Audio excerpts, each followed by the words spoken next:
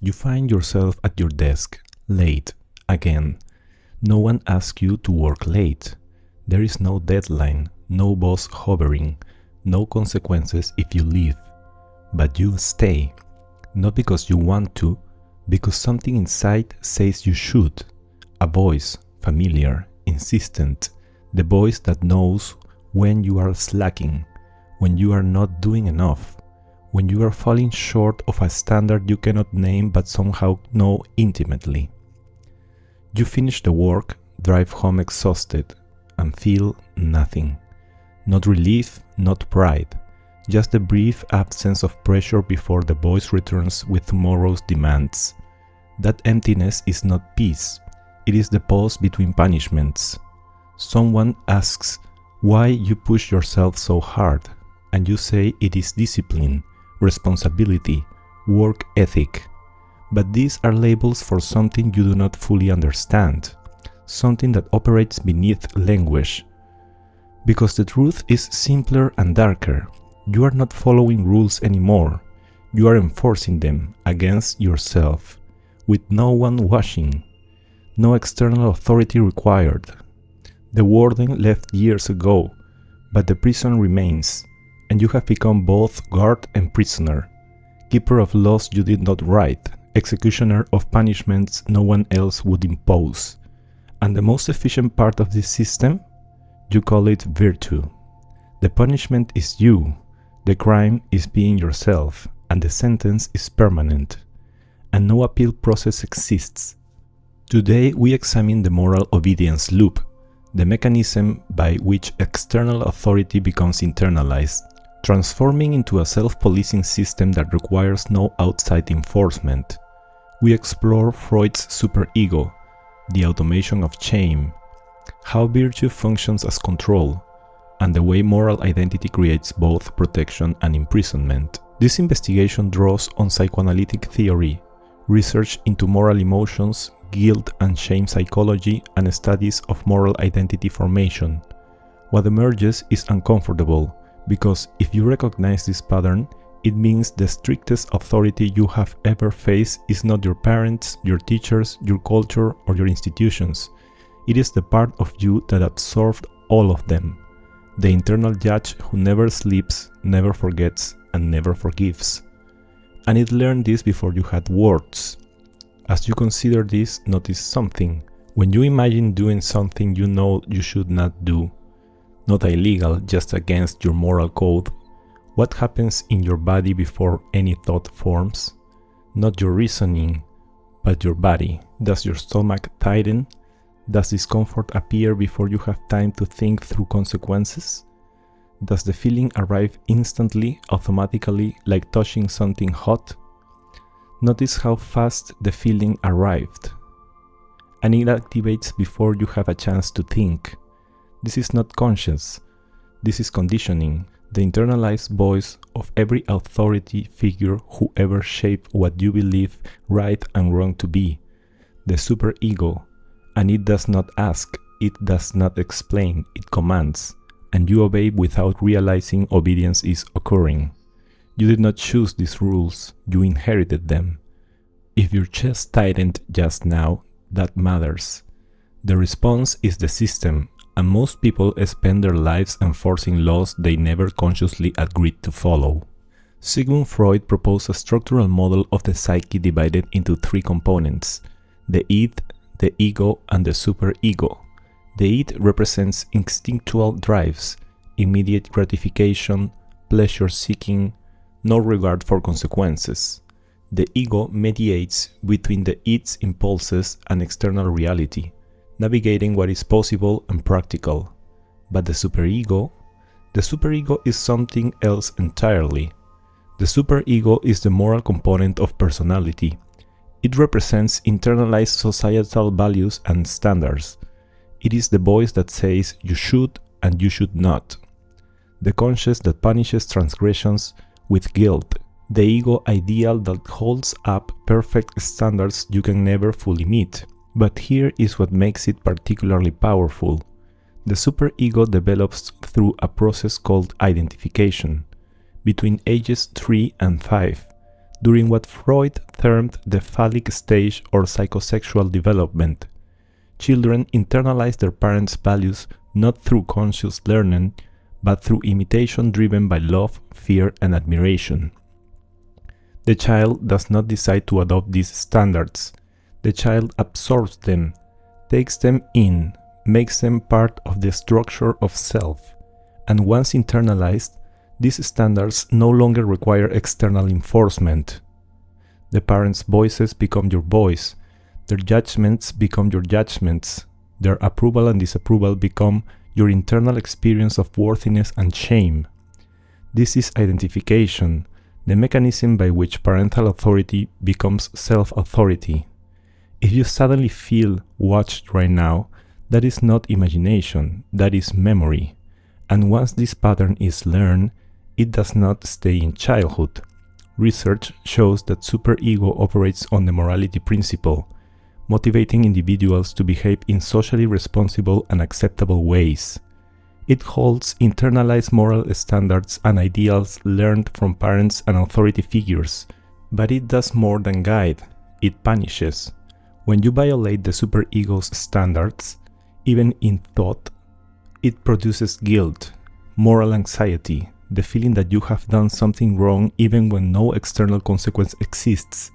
This is internal enforcement, a system where you become your own disciplinarian.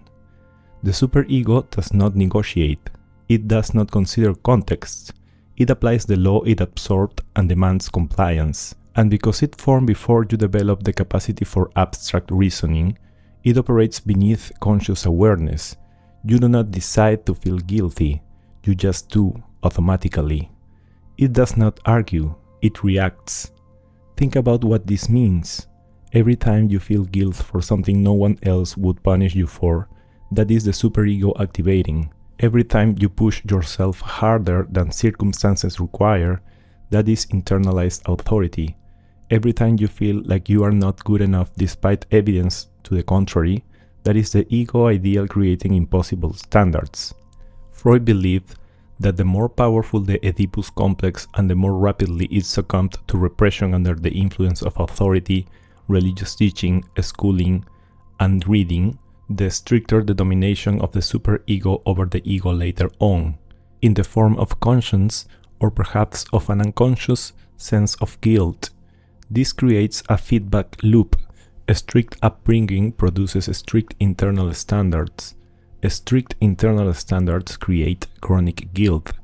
Chronic guilt drives compensatory behavior, behavior that tries to prove you are good enough, moral enough, worthy enough. But the standard keeps rising because the superego, like any authoritarian structure, is never satisfied. And the body does not forget. Here is the elegant cruelty of the system.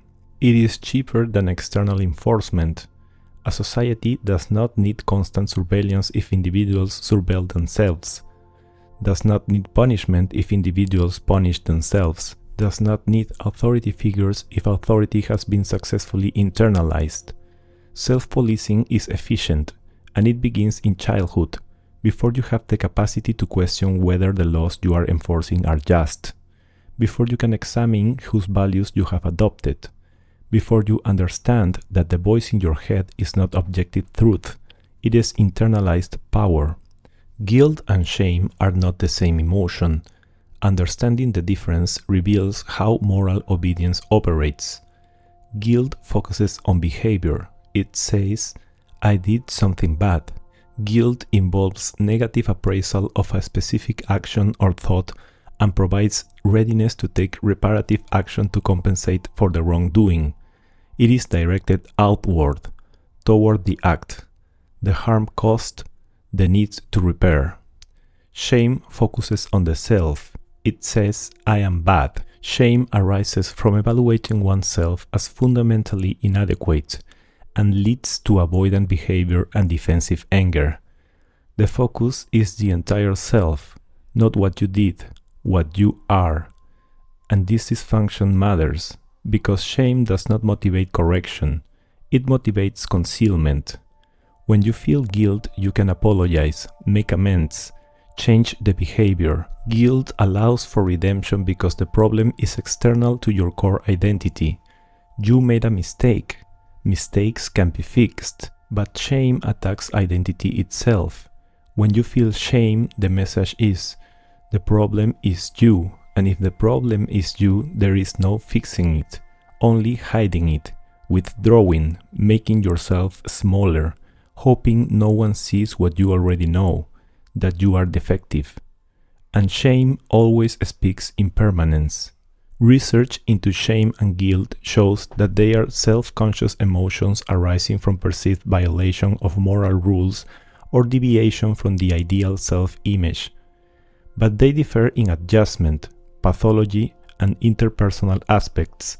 Shame is associated with depression, social anxiety, avoidance of others, and fear of negative evaluation. Guilt promotes pro-social behavior, reinforces improved social bonds, and serves as a tool to repair wrongdoing. The superego uses both mechanisms, but shame is particularly insidious because it creates a self-reinforcing loop. You violate a standard, feel shame, withdraw, which prevents you from receiving corrective feedback that the standard might be unreasonable. The isolation reinforces the belief that you are uniquely flawed. The flaw must be hidden. Hiding prevents growth, and the cycle continues. This is shame automation, the mechanization of moral punishment where no external input is required. The system runs itself. Studies show that shame-prone individuals are more likely to blame themselves for transgressions due to awareness of moral rules, ideal self-concept, and a tendency toward negative self-evaluation and self-criticism. They believe they deserve punishment for misbehaving, not because they harmed someone, because they failed to meet the internalized ideal. And here is what makes this particularly dangerous. Shame does not always connect to actual harm. You can feel shame for desires you never acted on, thoughts you never expressed, impulses that are entirely normal but forbidden by the internalized authority. From the outside, this looks like morality. From the inside, it feels like suffocation. Shame also operates differently across contexts. The pressure is not toward goodness, it is away from badness, which means the motivation is fear-based, chronic, exhausting. And the superego employs this mechanism relentlessly. Most people never call this shame automation. They just call it having high standards, being conscientious, holding yourself accountable. But accountability implies someone can be released from the account. Shame automation never releases you. The debt is permanent, the punishment is ongoing, and the crime is existence itself. What if the guilt you feel is not about what you have done, but about failing to meet standards you never consciously choose? Virtue signaling is the public expression of moral positions intended to demonstrate good character. It has become a pejorative term, suggesting insincerity, but the phenomenon reveals something deeper about how morality functions as social control. When you signal virtue, you are not just communicating values, you are positioning yourself within a moral hierarchy, demonstrating that you belong to the group of good people, the acceptable ones, the ones who will not be cast out. This is reputation management. Signaling theory suggests that individuals engage in behaviors that convey information about their qualities to others. Virtue signaling in this context is a strategy for enhancing social standing and reputation, but it also functions as self-regulation.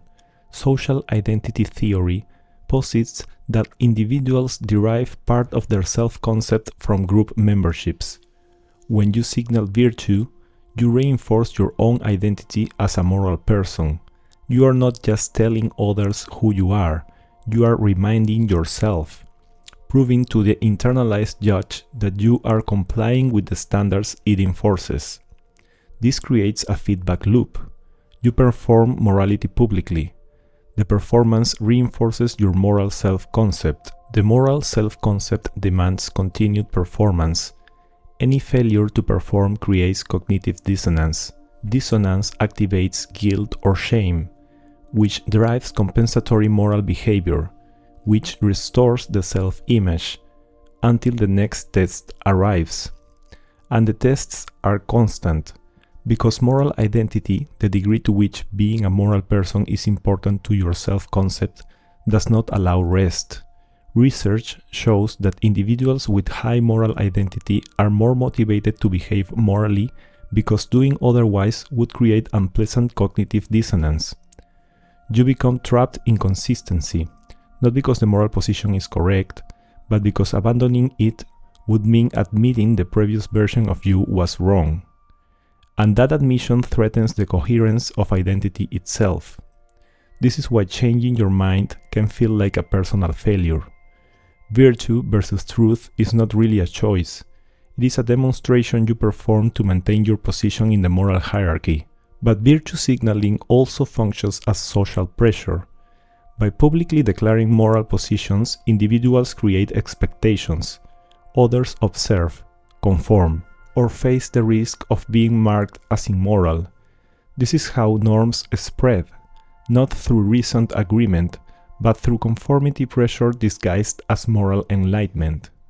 This is not about bad people pretending to be good.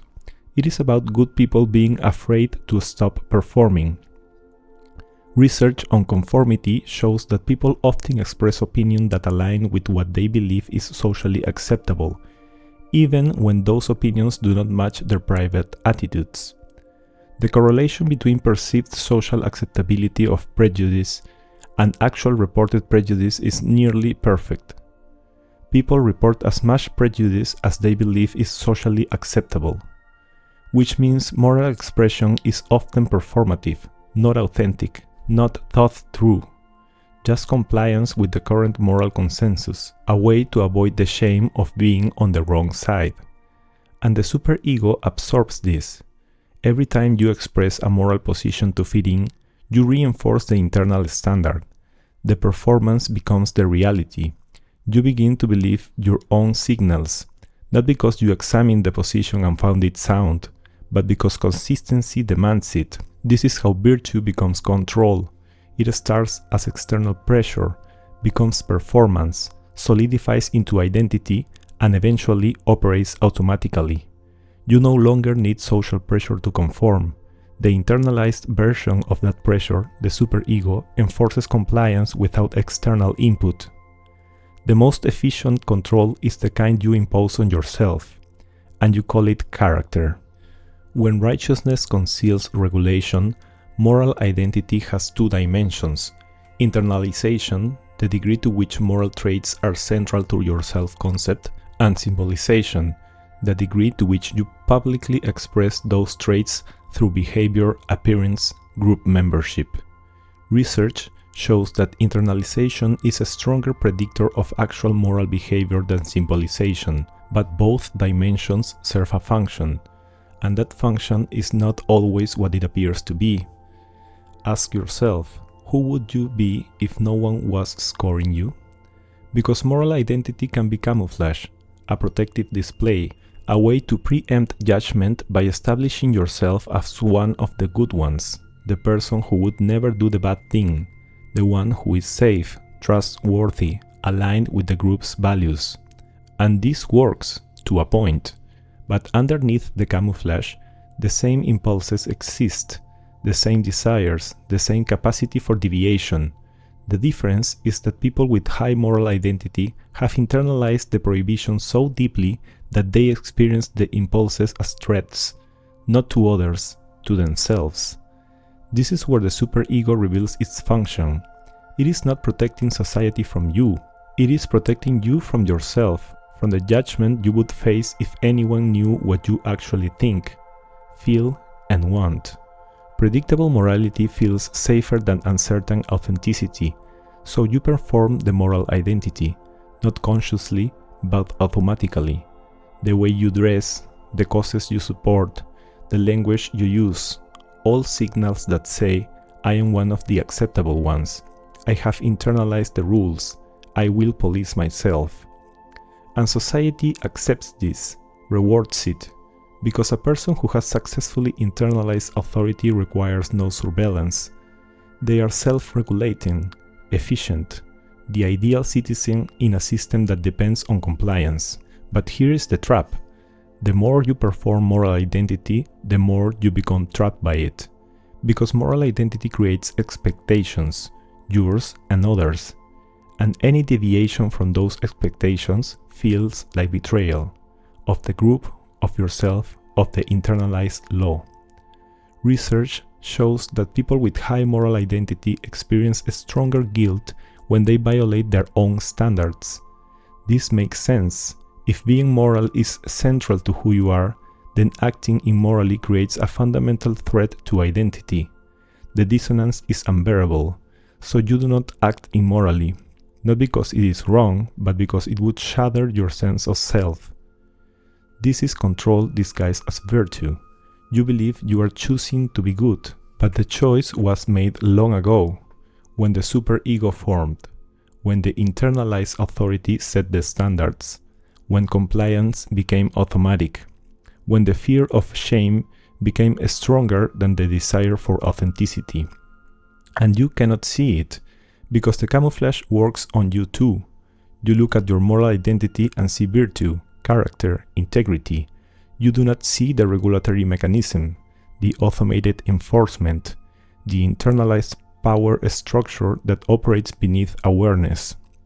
Some people spend their entire lives performing moral identity without ever examining whether the values they are performing are actually theirs, or whether they are simply obeying the law written by an authority that no longer exists.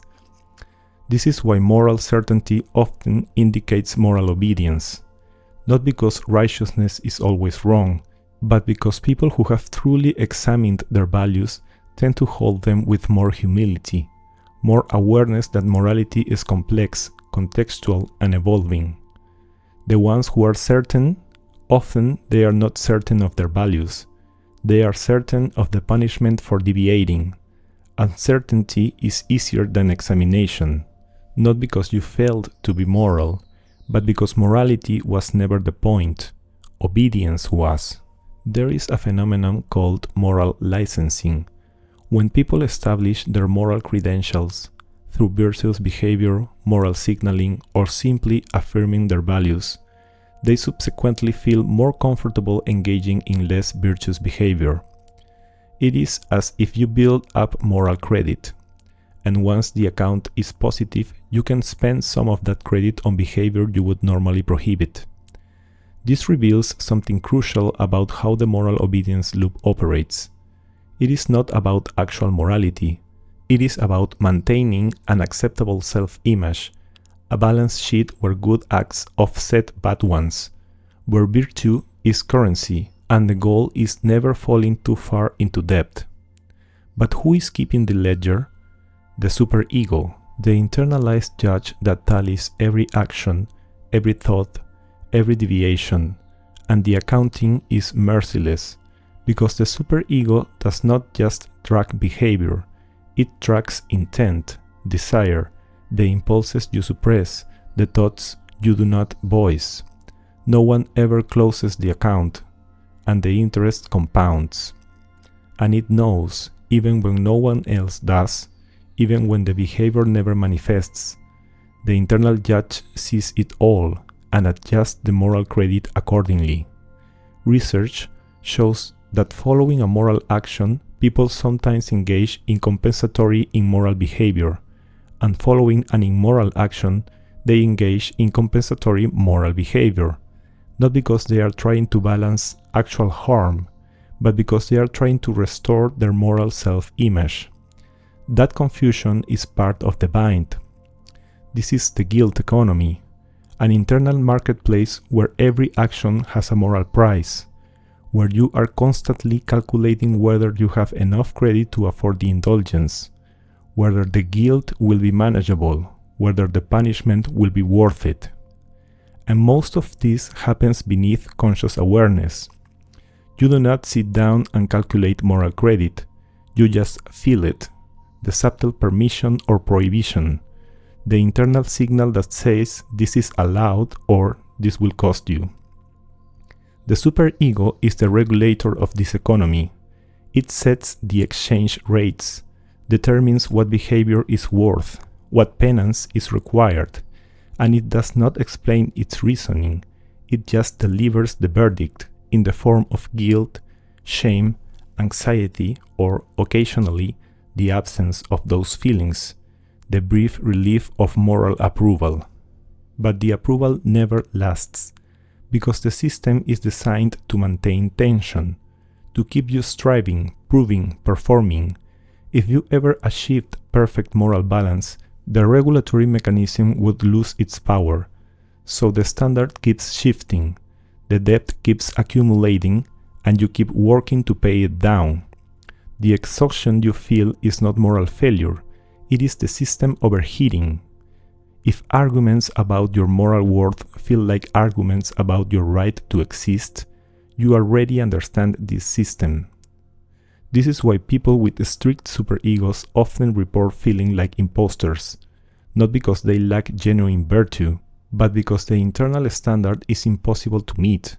No amount of good behavior satisfies it. No achievement proves worthiness. The superego simply recalibrates, sets a new threshold, demands more. And you comply, because the alternative, accepting that you might never be good enough, is unbearable. So you keep trying, keep performing, keep obeying the law that cannot be satisfied. The exhaustion you feel is not moral failure. It is the cost of maintaining a system that was never designed to let you rest. At some point, if you pay attention, you notice the pattern. You notice that the voice judging you sounds familiar, that the standards it enforces match the values of people who shaped you, that the punishment it delivers is disproportionate to any actual harm. And you begin to ask, is this really my conscience? Or is it the internalized authority that I mistook for moral truth? Recognizing the moral obedience loop does not dissolve it, but it changes something, because once you see the mechanism, you cannot unsee it. You cannot pretend the guilt is objective. You cannot pretend the shame is deserved. You cannot pretend the voice in your head is divine guidance rather than psychological conditioning.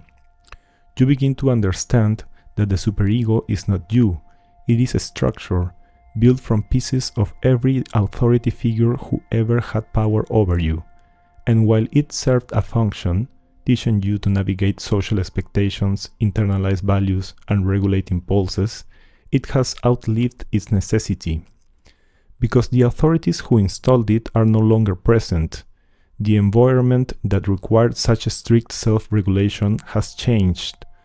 But the system keeps running, enforcing laws written for a child, applied to an adult, with no mechanism for revision. The bind is real, the guilt is real, but the law is not truth. Not because morality does not matter, but because the system is exposed. The law exists in your nervous system, not in objective reality, and nervous systems can learn new patterns. Some people, when they recognize the Warden, make a decision, not to abandon morality, not to become amoral, but to examine which values are actually theirs, which standards serve them, which rules were absorbed without consent and can now be questioned.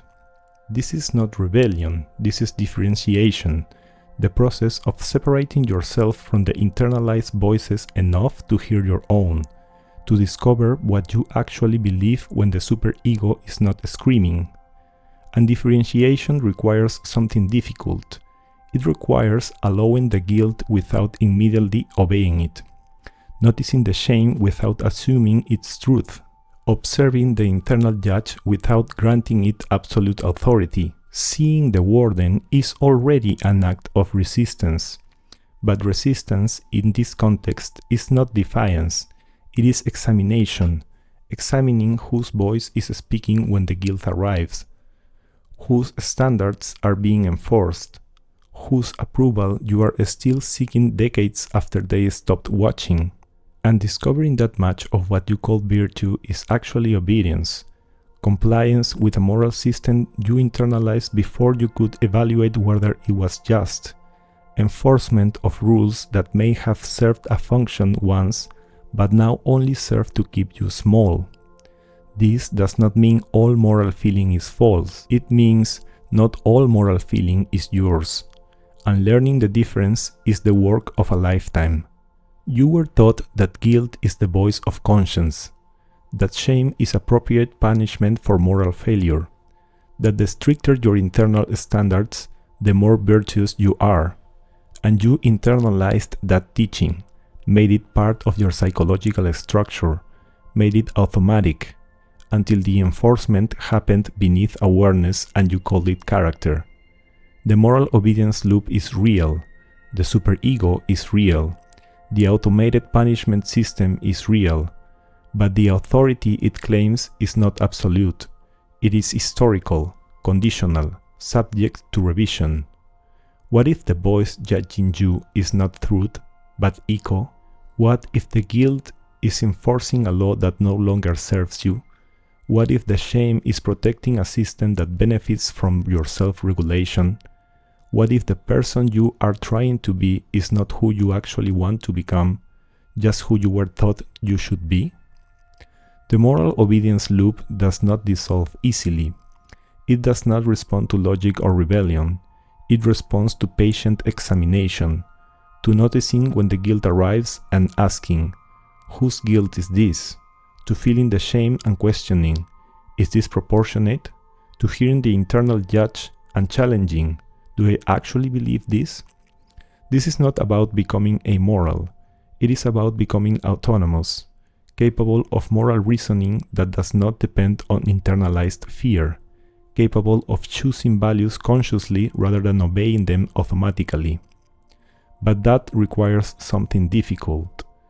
It requires sitting with the discomfort when you do not immediately comply with the superego's demands, when you question rather than obey, when you examine rather than enforce. And in that space, that uncomfortable gap between automatic obedience and conscious choice, something new becomes possible. Not the absence of morality, but morality that is yours, chosen, examined, held with awareness rather than fear. Freedom is not silence, it is choice.